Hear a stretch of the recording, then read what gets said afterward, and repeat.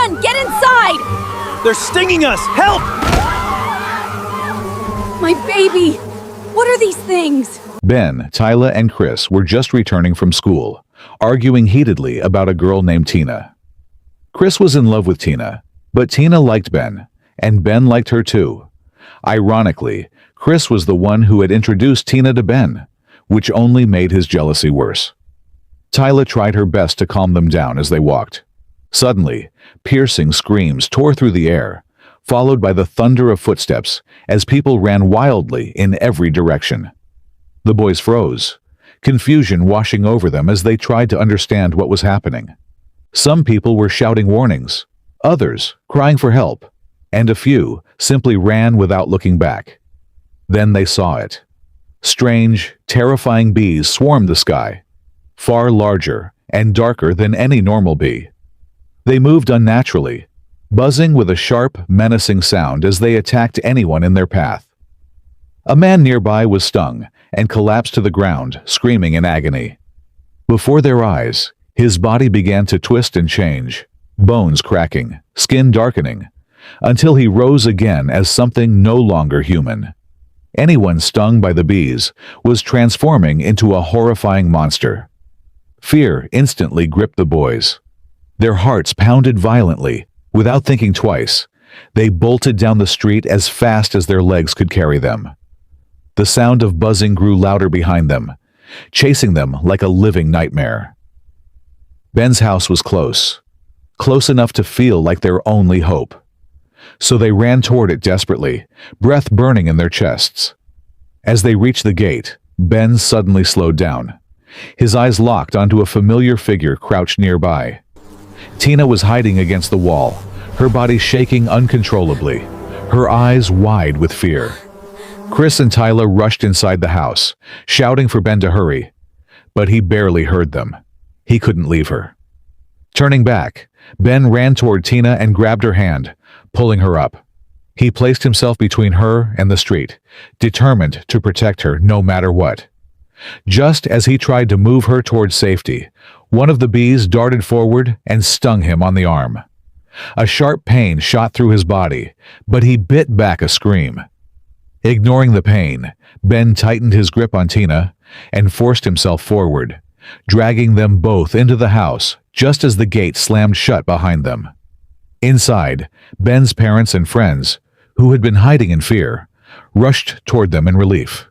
His mother wrapped him in a tight embrace, her hands shaking as she thanked God he was alive. No one noticed the sting hidden beneath his sleeve. The house filled with nervous chatter as they tried to calm each other down, offering the kids food and water in an attempt to restore some sense of normalcy. Outside, however, the world was falling apart. The entire area was placed under lockdown. Army vehicles flooded the streets, sirens echoing as soldiers hunted down the monsters and shielded those who hadn't been infected. From the windows, flashes of gunfire could occasionally be seen in the distance. Ben's friends called their parents, their voices trembling as they explained that they were safe at Ben's house. As everyone discussed the strange bees and the chaos unfolding outside, Ben sat quietly in a corner, his mind racing. His arm felt warm, almost burning. That night, while everyone else slept, Ben couldn't. The silence of the house felt heavy, suffocating.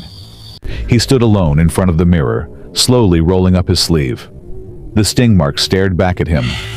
Fear filled his eyes as his reflection stared back. That was when Tina entered the room. Her face filled with worry.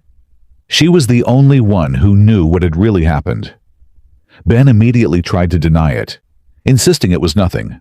But Tina wouldn't accept the lie. She told him she had seen the bee sting him. Desperate, Ben begged her not to tell anyone. He was terrified of being taken away, of being locked up or killed like the monsters on the streets.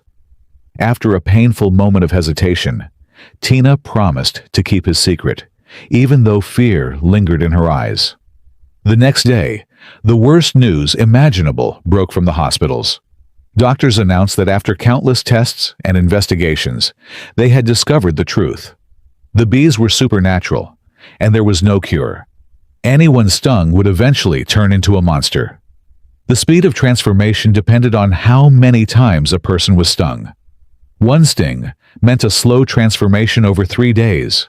More than 3 meant instant change, and an uncontrollable hunger for human flesh.